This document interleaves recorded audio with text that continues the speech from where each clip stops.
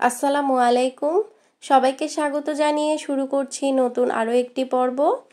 আরও একটি ভর্তার রেসিপি নিয়ে হাজির হয়ে গেলাম আর তৈরি করে দেখাবো এই যে ছোট ছোট চিংড়ি মাছের ভর্তা। এই শীতের সিজনে কিন্তু এই চিংড়ি মাছটা খুব বেশি পাওয়া যায়। চট্টগ্রামের ভাষায় কিন্তু এটাকে ফুলুরি বলা হয়। নামটা শুনে কিন্তু হাসবেন না, কোন অঞ্চলে কী নামে ডাকা হয় অবশ্যই কমেন্টস করে জানাবেন। তো চিংড়ি মাছটাকে আমি ভালো করে ধুয়ে পরিষ্কার করে নিয়েছি। এরপর একটু লবণ দিয়ে আমি চিংড়ি মাছটাকে একটু শুকনো করে ভেজে নিয়েছি। আর এই কাজটা কিন্তু খুব ভালো করে করতে হবে। চুলার আঁচ একদম কম রেখে যতক্ষণ না পর্যন্ত চিংড়ি মাছটা থেকে একটা সুন্দর সুঘ্রাণ ছড়াচ্ছে ততক্ষণ পর্যন্ত চিংড়ি মাছটাকে ভেজে নিতে হবে। এরপর এখানে আমি প্রায় ৯-১০টার মতো নিয়ে নিয়েছি কাঁচামরিচ আর সেই সাথে ৩-৪ কোয়ার মতো নিয়েছি রসুন। কাঁচামরিচ আর রসুনটাকে ভালো করে ভেজে নিয়েছি।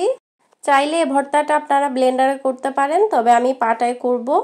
তো আগে থেকে যেই চিংড়ি মাছটা ভেজে নিয়েছি, এবার এই চিংড়ি মাছটা আমি পাটায় বেটে নিব।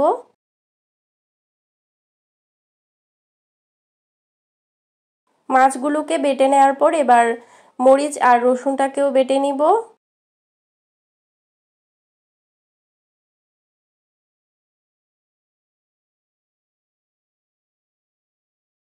তো রসুন আর মরিচটা বেটে নেওয়ার পর আমি একটু উঠিয়ে রাখছি, কারণ আমার পাটাটা একটু ছোট, যার কারণে বাটতে একটু সমস্যা হয়। তো এবার দিয়ে দিচ্ছি ধনিয়া পাতা। আমি বেশ অনেকগুলো ধনিয়া পাতা দিয়েছি। ধনিয়া পাতাগুলোকে ভালো করে বেটে নিব। ধনিয়া পাতা বেটে নেওয়ার পর এবার এর মধ্যে আমি দিয়ে দিচ্ছি পেঁয়াজ কুচি। আর পেঁয়াজটা আমি কাঁচা নিয়েছি, তবে আপনারা চাইলে একটু তাওয়ায় টেলে নিতে পারেন। আর পেঁয়াজটা কিন্তু আমি একদম মসৃণ করে বাটবো না, একটু আধা ভাঙা করেই বাটবো, এতে করে পেঁয়াজটা মুখে পড়লে ভালো লাগে।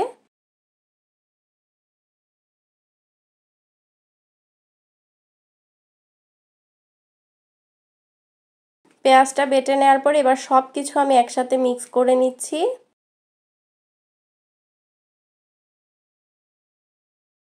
অল্প পরিমাণে একটু লবণ দিয়ে দিচ্ছি। চিংড়ি মাছটা কিন্তু আমি লবণ দিয়ে ভেজে নিয়েছিলাম। এবার সব কিছু একসাথে মিক্স করে আবারও ভালো করে একটু বেটে নিব।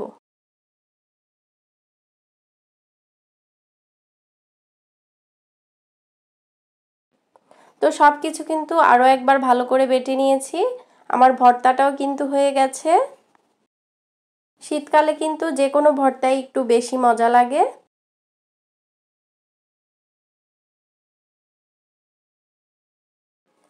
আসলে পাটায় যখনই ভর্তা করি আম্মুর কথা খুব বেশি মনে পড়ে।